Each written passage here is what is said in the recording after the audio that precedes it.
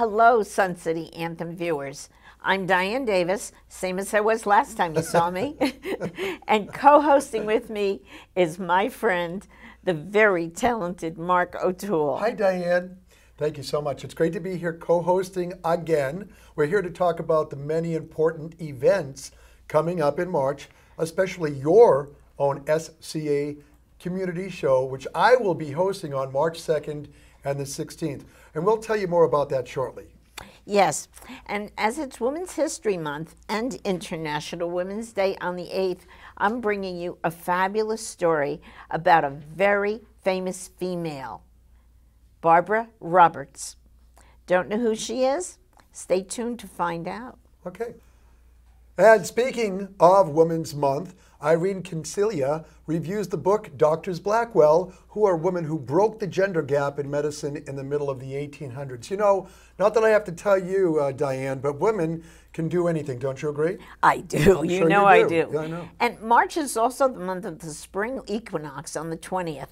We've got a green thumb to tell us all about our new water-saving desert landscaping at Sun City Anthem. And don't forget, daylight savings time and adjust your irrigation. Irrigation, but you know what? It is irritating because I forget to do it. I know. And then I get a notice saying, listen, if you don't do it, you're going to pay for that water. So and it is irritating. What else do we have on the show today? Well, we have an interview with director-producer Susan Gerard with reporter Julie DeMay on the upcoming show, The Daily News. Another example of female ingenuity. Oh, yes. And here's a story for the guys. Phil Schlager brings us a story for Medal of Honor Day, which is March 25th. It's on Audie Murphy. I guess we could include that in a Hug a GI Day. Mm-hmm. It's also Vietnam War Veterans Day on the 29th. Yeah. Well, what have we got going on for St. Patrick's Day? Anything? Oh, I've got a little surprise story for you later on. Okay, well, I'll be giving you a preview of what you'll be seeing on my show on March 2nd and 16th at Freedom Hall. Let me rephrase that. Your show. Okay, so I had to get that in there. And who knows, I might even sing an Irish lullaby. No. All of that and more next on Anthem Alive.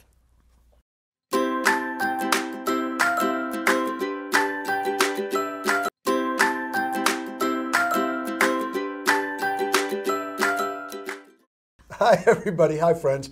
Welcome back to Anthem Alive. I couldn't wear my green today in honor of St. Patrick's Day because my clothes would disappear against the green screen behind us. I mean, I know you don't see the green, but that's the magic of television, folks. Sun City Anthem Television and these great volunteers create on such a small budget.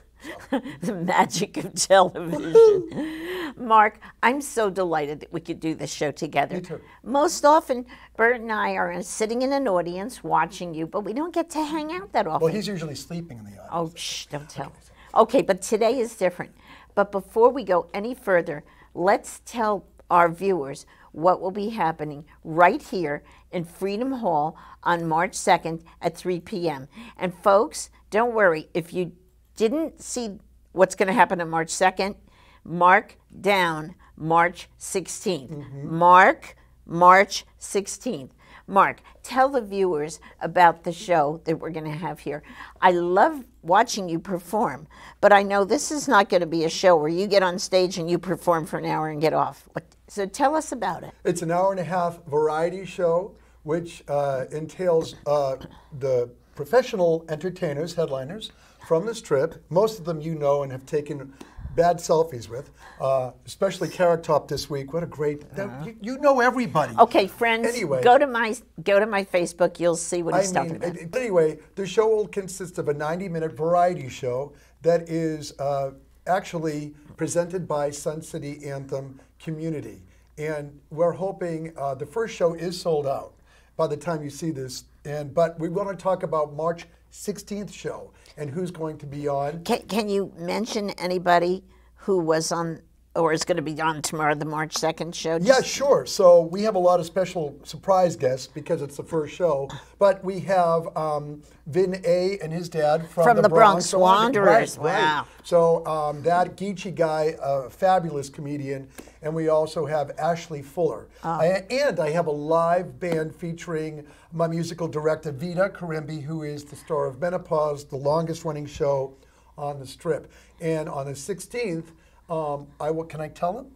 So for you, we're going to be having Laney Counts, the incredible Laney Counts. We have him here. America's Got Talent winner Michael Grimm, who is a very good friend of mine. Cool. And we also have the Australian Bee Gees. Oh. So what a great show. What a lineup. And you know what? It's all for the mere cost of $8. Where can you go for $8? You can't even get a cup of coffee from Starbucks or a gallon of gas. So yeah, that's what we want to do. So along with Dianne and everybody, we hope to see you there. And fifth row. I got my ticket. I'm in excited. the 5th row. SCA-TV will be there along with your fans, Mark. And here's a bit of a video that shows Mark in action. I've got the world on a string. I'm sitting on a rainbow. I got that string around my finger. Maybe I'll live a life of regret. Maybe I'll give so much more than I get. Nevertheless, I'm in love with you. And I said, yes, I said, does anybody really know what time it is? Does anybody really care?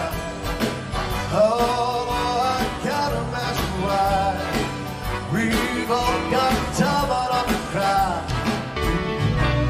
And you've got friends in me. You can follow me. You can see me down here. You got a pal in me. I got me. Well, you got a friend in me. What's going on there?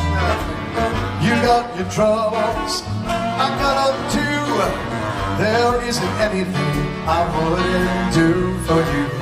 We stick together and see it through. Yeah, you got a friend in me.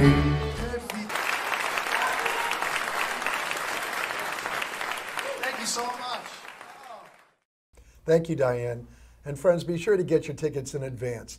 I know it's hard to believe, but tickets, once again, are only $8. And I don't have to tell you, a lot of people here in Sun City are on budgets. And we want to make this possible for everybody to come out and enjoy your favorite entertainers right from the Strip. I promise it's going to be a great show. You don't have to fill your tank with expensive gas to go to this show. No.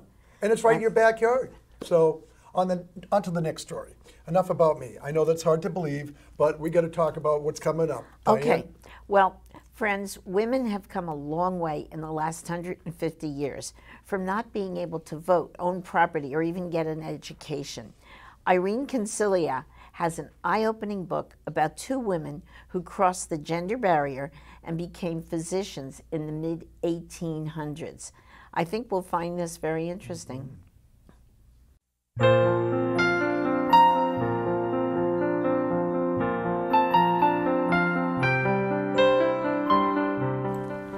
On Florence Nightingale's birthday in 2018, a cheerful crowd of civic-minded New Yorkers, mostly women, gathered in front of a nondescript 4-story building to place a commemorative plaque. The plaque read, "In this building, the first female doctor in America, Elizabeth Blackwell, established the first hospital for, staffed, and run by women." The year was 1857. Welcome to Book Talk. Today's book is the biography titled The Doctors Blackwell by Janice P. Nomura. In the mid-1800s, the restrictions placed on women in effect made them second-class citizens, not only denying them the right to vote, but also to own property and even to get an education. So it's quite remarkable that 2 women, the sisters Elizabeth and Emily Blackwell, would in the mid-1800s pursue the study of medicine. Elizabeth and Emily grew up in a progressive home, exposed to transcendentalist and universalist teachings, and I quote, humanity would achieve a moral awakening only when women enjoyed the same independence as men, a step that they must claim for themselves rather than waiting for men to grant it. This was a radical idea, but one that propelled Elizabeth to action. In 1847, on a lark, she applied and was accepted at Geneva College to study medicine alongside an all-male student body. What I personally also found so interesting is how primitive the state of medical knowledge was at that time. The importance of hygiene and the spread of disease was not yet understood. Pharmaceuticals, thermometers, stethoscopes, blood pressure cuffs, and x-rays were still decades away. Treatment was done under the theory of better out than in, making it necessary to expel illness with an arsenal of laxatives, diuretics, and expectorants. It was also common to apply leeches, to do blistering, and to do bloodletting.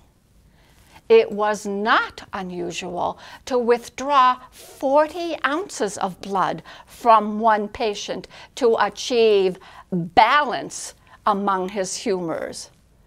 For perspective, a blood donor today donates no more than 16 ounces at a time.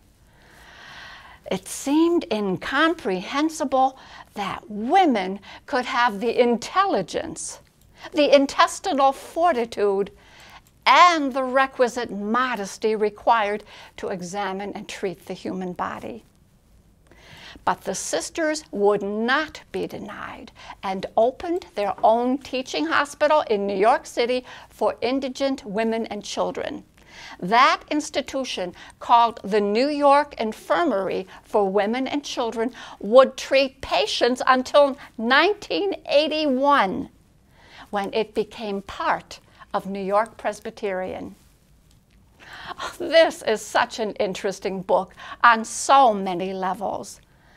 We learn about the doctors Blackwell, about the state of medicine in the 1800s, about life before the Civil War, and about the issues and mores in our fledgling country. This biography is based on the volumes of mail left behind by the entire Blackwell family and on extensive research done both in the US and Europe. 87% of Amazon reviewers gave the doctors Blackwell 4- and 5-star ratings. It's a history buff's delight, full of anecdotes, famous historical figures, and an interesting portrayal of life in America in the mid-1800s. Until next time, I'm Irene Concilia.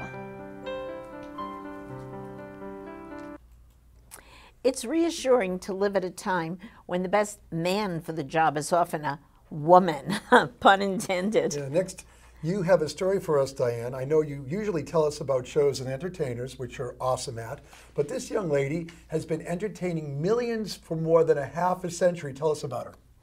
Well, Mark, you know how some famous people are known by only one name? Mm-hmm. There's Cher, there's Charo, there's Prince, there's Madonna. Well, today I'm taking our viewers on a trip to the shops at Crystal's to see Barbie. Hey, Barbie.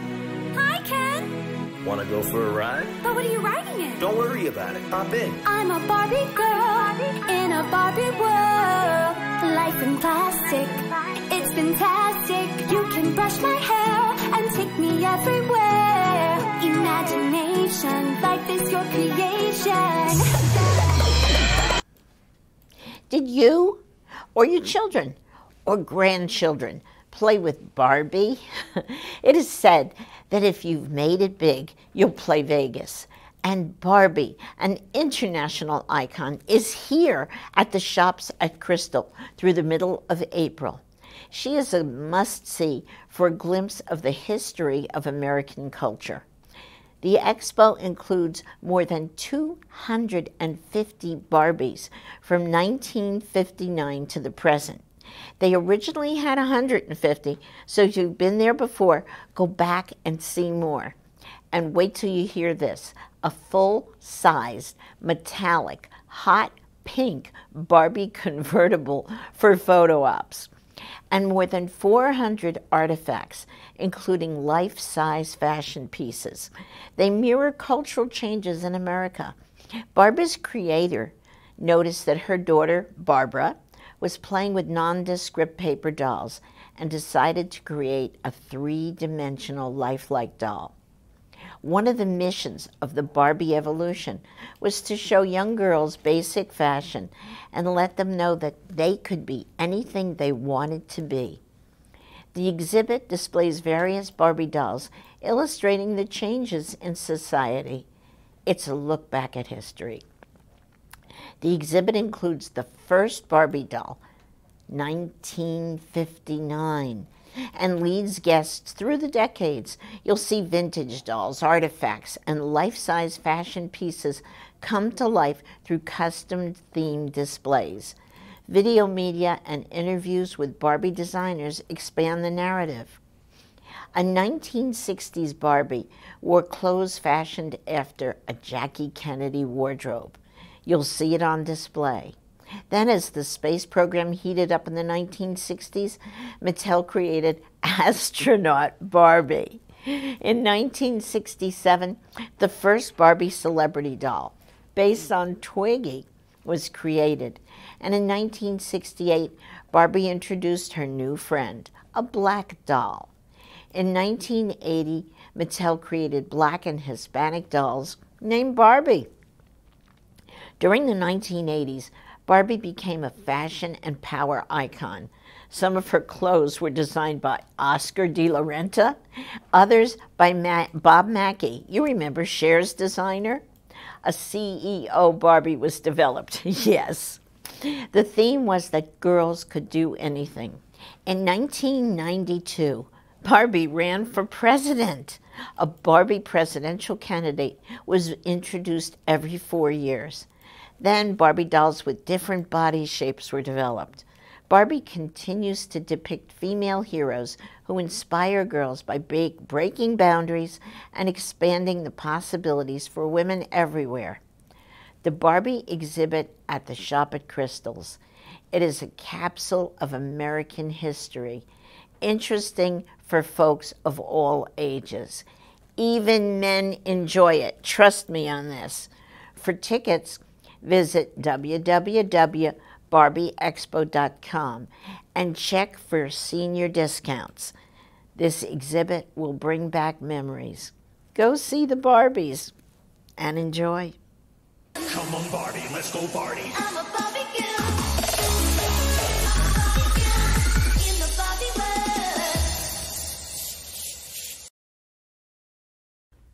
That was awesome. Your husband, you can't see him off camera. I mean, you can't, but we can. He said he enjoys it, so if he enjoys it, I enjoy it. I think after seeing that beautiful exhibit, I'm going to put Barbie on the to-do list for sure. And changing the subject now, Pi Day is 3/14. That usually means deals at the local pizza parlors. I like that. Guy food. That's me. And we also have a guy story for Medal of Honor Day, March 25th. Let's hear SCA-TV reporter Phil Schlager's story next.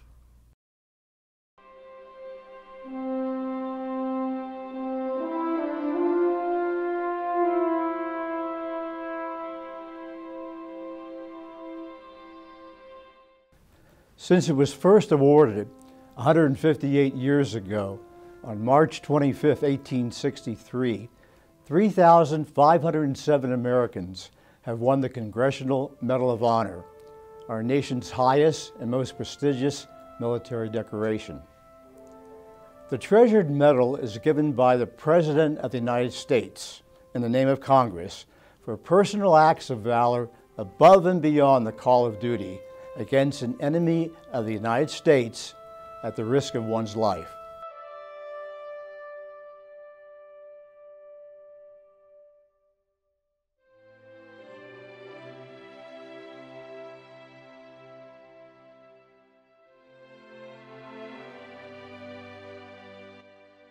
Since 2001, 18 U.S. servicemen have received the Congressional Medal of Honor for actions in Afghanistan, 4 of them posthumously.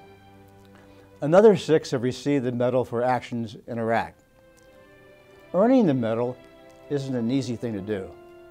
Many have been awarded posthumously, and even those military personnel who in combat do something worthy of earning the medal can find their recommendation lost in an overly political process. The few who are honored with the Congressional Medal of Honor are entitled under U.S. law to special privileges. Here are a few of them. A monthly pension of $1,406.73 with cost of living increases. This is on top of any disability or retirement pay. Invitations to every presidential inaugural, automatic appointments for their dependents if qualified to the Air Force Academy, Naval Academy, or the U.S. Military Academy. And maybe best of all, they never have to pay federal income tax again. Of all the winners of the Congressional Medal of Honor, probably the most well-known was a baby-faced 19-year-old farm boy from Texas who wound up the most decorated American soldier of World War II. He would become an American legend and a Hollywood movie star. His name? Audie Murphy. Before his 20th birthday, Audie Murphy had received every Army Combat Award for valor, and in the process, earning a field promotion to the rank of second lieutenant. What had drawn Audie into military service was the Japanese attack on Pearl Harbor. Audie was only 16 then, but his older sister helped him falsify documentation about his birth date. The Marines turned him down. They said he was too small at 5'5½". Audie eventually found better luck with the Army. Sent to Camp Walters, Texas for basic training, he was pegged to become a baker or cook. But Audie insisted on being made a combat soldier. On January 26, 1945, Audie's company was down to a fighting strength of just 18 men when 6 German tanks and several hundred infantrymen attacked. Audie ordered his men to fall back to defensive positions in nearby woods while he covered their withdrawal and called down artillery to slow the German advance. German fire hit an American tank destroyer nearby and set it on fire.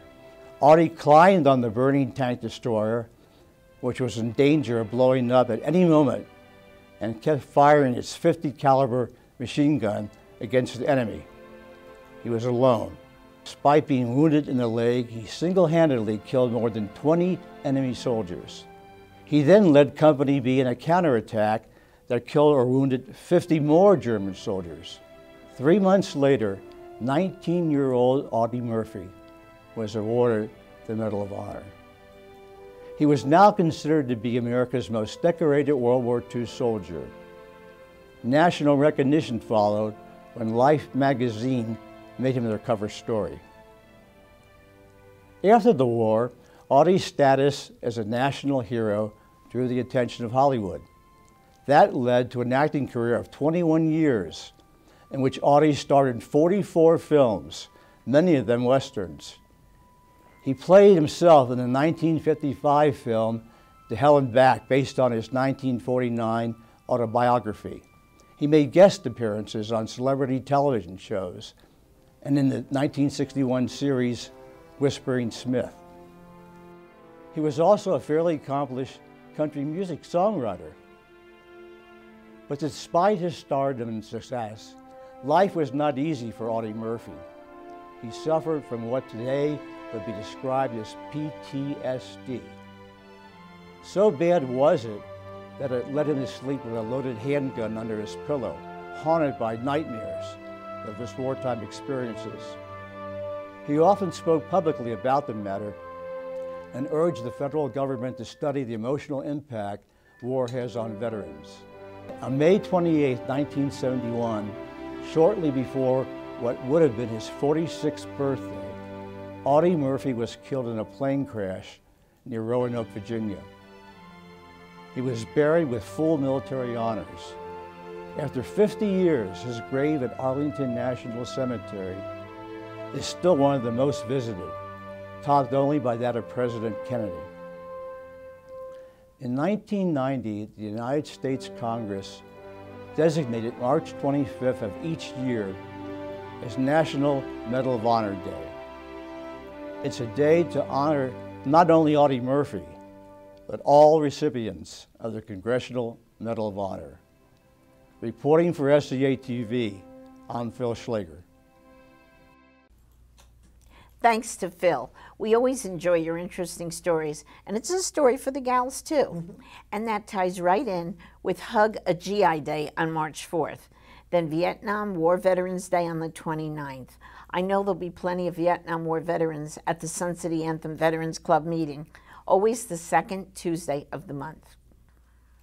Okay, everybody, be sure to watch for club calendar preceding SCA activities and on the SCA-TV website. Say that 5 times fast. And all our feature stories are available for you to view again on the SCA-TV. See, I said SCA-TV. You do it really well. Yeah. It's the website, which is on your screen. You're a pro.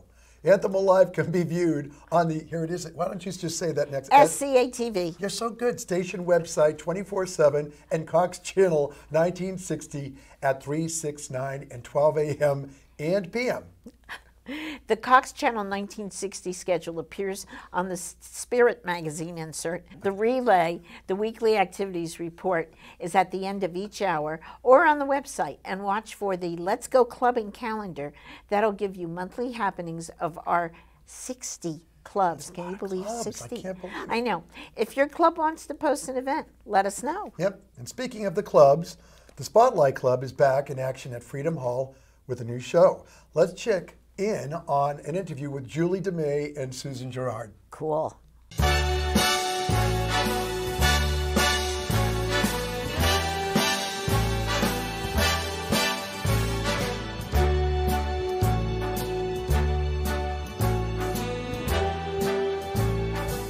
Start spreading the news.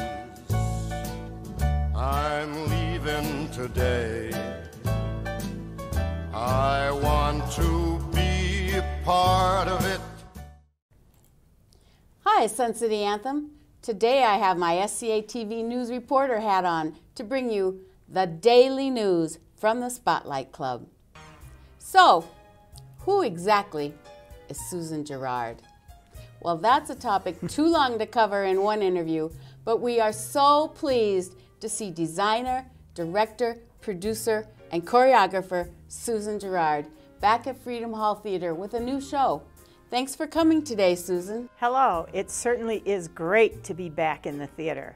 And yes, that topic is too long to cover because I opened my school in 1962, so this is actually my 60th year doing shows. That is commendable, and we're so thankful to have you move to Sun City Anthem because you fell in love with our theater on one of your Vegas visits. Susan, I know this has been a very long road through COVID schedule changes, but what is the concept of the Daily News production show, and how was it inspired? Basically, the Daily News is a live version of a newspaper. I had done 2 productions of this show back east in 1996 and 2003. Because I lived relatively close to New York City, I would go to see 4 Broadway shows twice a year when my school was closed for vacation. In the early 1990s, I was in line in a coffee shop one morning, and the line wasn't moving. Since I was standing next to the newspaper rack, I began looking through the sections of the New York Times. The whole show exploded in my mind with the different pages turning into actual scenes. I ran up to the cashier, gave him $5, told him to keep the change, and ran back to my hotel room and started designing. You are always known for your large Broadway extravaganzas in the past. Please refresh our memories on the shows you've directed since moving to Sun City Anthem, and tell us the size of this show. Well, back east, some of my shows had rotating casts of 300, so the shows here are much smaller, which is a good thing because I'm much older. In 2012, my company, Kaleidoscope Productions, did a country show and a holiday show. Both of them sold out really fast, so we did encore presentations of both of them in 2013. I started Anthem's Got Talent, which was a community-wide talent show. Those shows were redone with new casts almost every year. In 2014, we did a musical tribute to Marlon Nielsen, Babes in Boyland, and Celebrations. In 2015, Babes in Boyland was repeated due to popular demand, and we did a huge show called 9 to 5. In 2016, we did That's What Friends Are For, Vegas Variety Live, and A Time to Dance. In 2017, the Spotlight Club was born, and we did On the Road Again, and an Anthem's Got Talent showcase for the winners. In 2018, we did 2x2x2 and Spotlight on Richard Rogers. In 2019, we did Hooray for Hollywood and another Anthem's Got Talent show. We were 6 weeks away from opening night in the March of 2020 when COVID shut us down. Never did we think it would be 2 years before we were able to finally do this show. The Daily News cast and crew includes over 40 residents that are really happy to finally be able to get this show on the boards. Susan, I'm very pleased to be part of this production as a singer. So let's tell the viewers what songs they will hear and what are the highlights of this show. This show is full of music you will recognize and ends with a fun finale from the Broadway show Newsies the Musical. You will enjoy all genres of music: Broadway, country, folk, jazz, pop, rock, and more. We suspect costuming is one of your favorite parts of designing a show. Well, I do design some costumes from scratch. Here's an example of the 2017 Showgirls costumes from On the Road Again that I designed on a napkin at a Denny's restaurant. They were made by the talented sewers of the Spotlight Club. And here are some photos of scenes you'll see in the Daily News production. Is there anything else you'd like to share? Well, some people can't imagine how a show about a newspaper will be done. All I can say is that you don't want to miss 2 of the comedy scenes. You'll think you are seeing things you really aren't. That's right. So let's tell the viewers when and how they can obtain tickets, along with the dates, time, and price. Tickets are $18 and go on sale March 1st. You can buy them on the Spotlight Club website or at the activities office in Anthem Center. As you can see, we are only doing 2 performances, so the tickets will sell fast. Susan, thanks for joining me today to update our loyal followers. And friends, we hope to see you in the theater at the end of April. I'm Julie Dumais with Susan Gerard for SCA-TV.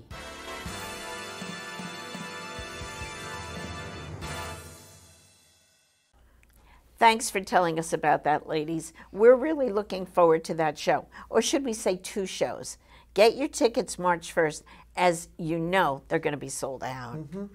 We're going to have some of the highlights in the future of the SCA-TV website in Cox 1960. Email SCA-TV at the same address if you have problems with your Cox TV channel, or you can call us. So what is the big surprise for St. Patrick's Day, Diane? Tell us. Our Sun City Anthem Hiking Club, of which I am a member, is having our yearly outing for corned beef and cabbage. We begin in the Sun City parking lot and have a choice of a few nice walks. Then back to Independence Center, where we can select corned beef and cabbage or some other St. Patty's Day classic, which is going to be brought to us by the Village Pub. Nice. Now, for more information on this event and the Sun City Anthem Hiking Club, go to the address on your screen. If you're a member, terrific. If you're not, I think you can pay a guest fee or join the club. Yeah, you're making me hungry. That's always fun, so check it out. Viewers, if you have a video you'd like to submit to SCA-TV about your club, your pets, your travels, or your hobbies, use the contact icon and you'll receive information on how to send it to us. After we check out your contribution, you might find your video on SCA-TV. Nice. Our next story is on the incredible landscaping at Sun City Anthem, which was on the local news channel 13 recently. You will be appreciating it soon with spring busting out all over. Isn't that from Carousel? Yeah. Sounds good. Yeah. Drought is limiting our community's water supply, and we don't have the luxury of keeping pointless grass anymore. You're not really doing this or this, and definitely not this. We're not playing around. A new law requires useless grass at business complexes and along streets to be replaced with sensible, water-smart landscaping. Remove your useless grass now. It's the law. Get your cash incentive from the Southern Nevada Water Authority while it lasts. Hi, Sun City Anthem. We're on campus with Larry Fossen from SCA Facilities, and Larry's going to fill us in on all the wonderful things that we've been doing at Sun City Anthem on the landscaping. We started quite some time ago with the workshops. I know we shot them, and that was before COVID. So bring us up to date, Larry. You've become quite a celebrity. How many spots have you been doing? This will be my 4th spot. And I've done 3 magazine articles, and then we have one more coming up with Grounds Management. Wonderful. Which is the largest landscape magazine in the world. Well, we're hoping to get the top award here at Sun City Anthem, correct? Yes, I'm striving for the national award also. There you go. Well, fill us in a little bit about how many acres or how much land and grass that is being removed, and the Southern Nevada Water Authority on how they're paying us to take out the grass. Well, we have approximately 140 acres here. Out of that 140 acres is about 83 acres of irrigated area that we physically have to maintain on a daily basis. So what is the cost saving in water? As a community in the last 3 years, we have saved almost 100 million gallons of water. That's a lot. Which, depending on the tiers and such, you know, it could be nearing $100,000 worth of water that we've saved as a community. To give you a perspective of what that would be is imagine a football field, which is about an acre. So 1 million gallons is 3 acre-feet of water. We saved almost 100 million, which means standing in a football field on the center line, you would have 300 foot of water above you. So when you start putting into that numbers, it shows you how water conservation can really affect the outuse. And we still have all the same plant material. We haven't had anything die on us because of lack of water. We just decided to take what Mother Nature gave us, and rather than fight her, we work with her. If you really want to look at how it's going to look all over, you can visit Liberty Center and see the beautiful plantings up there that were done. And I imagine it's going to be very similar to what we've already accomplished at Anthem Center and around Independence, correct? Correct, yes. Anthem Center was our first attempt at it, and we got better as we got further along. To give you an idea of that area, I remember when we started taking that out, the residents were extremely upset at us. But we worked through it with landscape tours and then with town hall meetings and also with the SCA-TV to work our way through that. That particular area running across the front of the building has saved us about 850,000 gallons. But it isn't the water that's the big thing, it's your maintenance costs. Imagine grass takes 42 cycle times a year. It means I have to have somebody on that grass 42 times a year to maintain it. Now that we've re-landscaped the front of the Anthem Center from R1, which is fitness, all the way to the Delaware room, I've only had our vendor on it twice in 2 years. So the cycle times get very small, and that means my maintenance savings. So the water's a big part of it, but for us, it's the maintenance end of it that will actually eventually help keep the cost down. So it's when in Rome, do as the Romans do. You can't bring your grass with you. That's why we live here. Yes. We live here so we don't have to shovel snow and mow grass. And it's a desert out here. Absolutely. As we kind of smile about it. But we took the philosophy of we're going to work in harmony with Mother Nature. We are not going to fight her. To give you a quick example, I've had the clocks off for 3 weeks because we received almost a quarter of an inch of rain. So even though we're watering 1 day a week, I save almost 750,000 gallons every time I don't water. So 3 water days, 1.4 million or more were saved, and we didn't need to water for 3 weeks. And that's why it's up for an award. So we should be very proud about that. Now, you're actually propagating plants here too, correct? Yeah, that was kind of a cute story. I didn't let management know what I was doing. So I created our own SCA nursery, and we can put about 250 plants a year out of that nursery. It's very small, but it's almost $30,000 in plant material that we get basically free because we use our existing plant material and pup off of it and grow. So we, as we want to expand, we just take that plant material, give it to our vendor who installs it at a minimal cost, and once again, it's another savings for us here. That's fabulous. That's absolutely fabulous. So what about the pet owners? They're always asking, well, are you taking the grass out so we can't walk our pets? No, actually, we convinced the Southern Nevada Water Authority to allow areas of grass to be out through our community. So basically, anything that's within 10-minute walk of your house or under a quarter mile, there will be a small grass area there for your pets to walk on. Oh, that's so that's nice. Written into the law. So it's not like we're going to take everything out, but once again, the grasses that are sloped or inaccessible because of lack of sidewalks, we'll have to remove. But for the pet areas, we'll be applying for waivers, and once again, I'll probably reach out to the pet club to give them an idea where these will all be.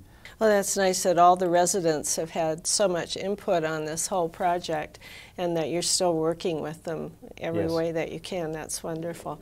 So what about Anthem Council? How does that fit into the landscaping situation? Well, most of us know that the Anthem Council is in control of the Beltway. So imagine anything that faces Sun City Anthem Drive or SCA Drive, even though we might own some of that property. Anthem Council was set up by Del Webb and Pulte a long time ago to maintain that.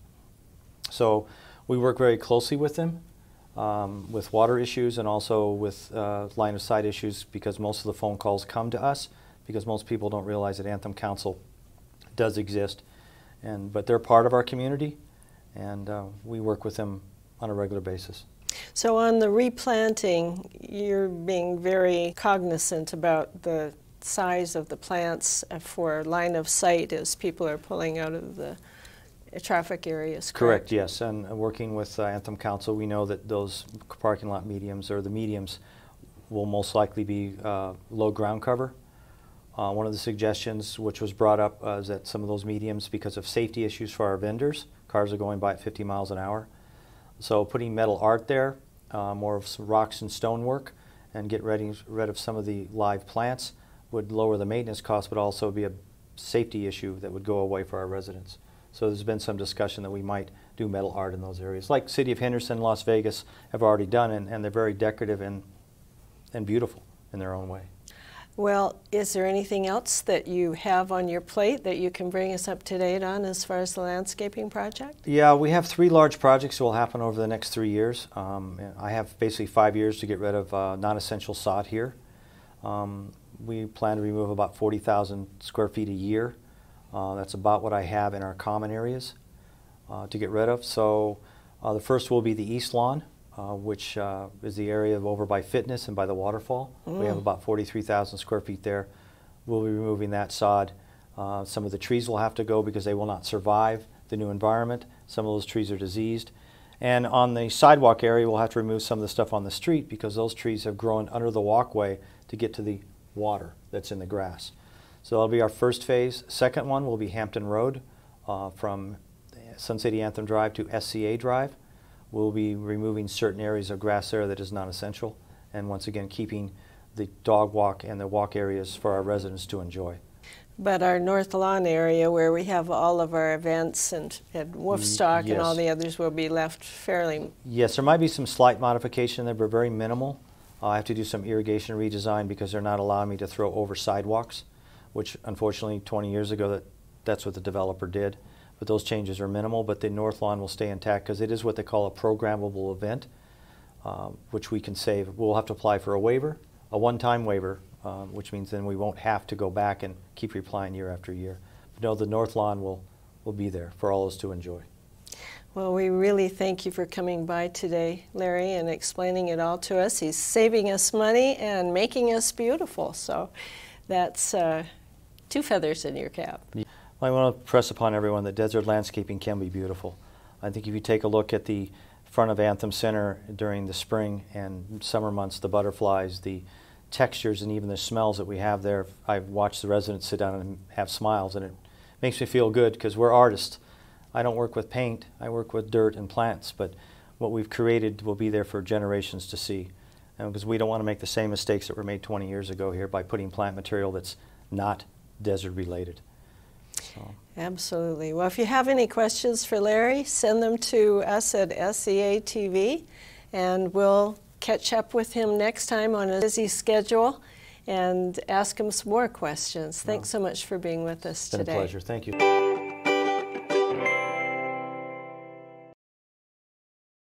Thanks, Larry, for that update. We hope SCA wins those awards. And thanks, Phil Perry, for the interview. Anthem Alive provides this community with information on goings-on within and outside Sun City Anthem. Other sources of information in Sun City Anthem updates and are provided by the monthly Spirit magazine, which I love, and the weekly e-blast. Make sure you're signed up to receive it. And don't forget to read the SCA-TV page and the Spirit magazine for a preview. You know, you can comment on the show, suggest or inquire about volunteer opportunities, or join Friends of SCA-TV. And SCA-TV wants to hear from you. So let us know what you want to watch. We'd love to have you suggest some new area that we should cover. And maybe you, not you, because you don't live here yet. I'm old enough. Okay. You could become an SCA-TV reporter and cover the story yourself. We will train you. Many of our staff members who are reporters, videographers, scriptwriters, etc., learned on the job right here. And we're particularly looking for video editors to help us on an occasional basis. Come on, you don't have to sign a contract or negotiate your salary. You get the same thing I do, satisfaction and fun. That's right. Sun City Anthem TV is a nonprofit, educational, community-based television station staffed by residents for the residents. Oh, yes, they do invite guests like me to co-host, which I'm so appreciative because I love it here, with the seasoned reporters like my friend Dianne Davis. How many active adult communities do you know have their own TV station with their own streaming website? Barely any. That's right. The volunteers at SCA-TV strive to provide you with quality programming that is fun and educational. Now, Mark, I know we're running short of time. Tell us again when you'll be entertaining us, and maybe drop a name or two of who else is going to be here in case they forgot from the beginning of the show. I'd be happy to. March 2nd, by the time you see it, will be sold out. But March 16th is coming up, and I will tell you for only $8 you can get to see Michael Grimm, Laney Counts, and the Australian Bee Gees with maybe some surprise guests. And guess what? No charge for parking. Okay, now Mark, we've covered March 2nd and March 16th. Is that it? No. We're contracted for 5 shows, but it's up to you, the audience, to continue support for my show. It's your show. So what day of the week is it? It's always on a Wednesday. And what time? The first and third Wednesday of every month. What time? At 3 o'clock p.m. We wanted to make it in the middle of the day so people could get home and get dinner, and plus the fact that before it gets dark out at night, we want to make sure everybody gets home safe. So if our friends and neighbors are coming and supporting the show, then it'll be like every 2 weeks, and you're going to bring in all kinds of names from... All from the Strip, all professional acts. Now there'll be singing, comedy... whatever. But I want to make sure that everybody understands that I can't tell you sometimes who the guests are going to be ahead of time because of COVID and because people get called in last minute to do shows. But I can guarantee you that my promise is to bring you the finest professional entertainment we have in Las Vegas. So are you going to chat with them at all, or they're just going to come on and do their so thing? It's very Johnny Carson-like. Cool. There's going to be a desk. I get to interview people. It's going to be, we're going to spend some quality time with the entertainers so we get to know how they got involved. You know, let's just say Michael Grimm. We get to find out about how he started, how we got to be where he is. And how old were you when you started? I've been doing this for 45 years, so we'll just leave it at that. Okay. And for those that don't know, this Star Search. Right, that actually started my career. I couldn't get arrested, but being on national television changed my life. So I owe great, and I got to thank Ed McMahon in person And so it was a wonderful opportunity, a wonderful time. And I had a mullet back then, and thank God that's gone. So, yeah. Now I like the hair the way it is. too? Thank Okay, you. so March 2nd, March 16th. That's correct. 2 weeks after that. Well, I think we've covered the most important things happening in March. Well, I love you. You know that. I love you, darling. Thank you for Mwah. all your support. And you really are truly And thank you one for of your my favorite. friendship. No, I love you. I really do. Thank you. We like each other. I think we covered most of everything for the events from March. So Faith and Bagora, to all of you. And on behalf of all of us at Sun City Anthem TV, we thank you for your support of our community television stations. So have a good St. Patty's Day and whatever other days. And come see my show and your show. Sun City Anthem presents the Mark OToole Variety Show. And again, and whatever you do, enjoy. That's right. Thank you so much, everybody. We love you.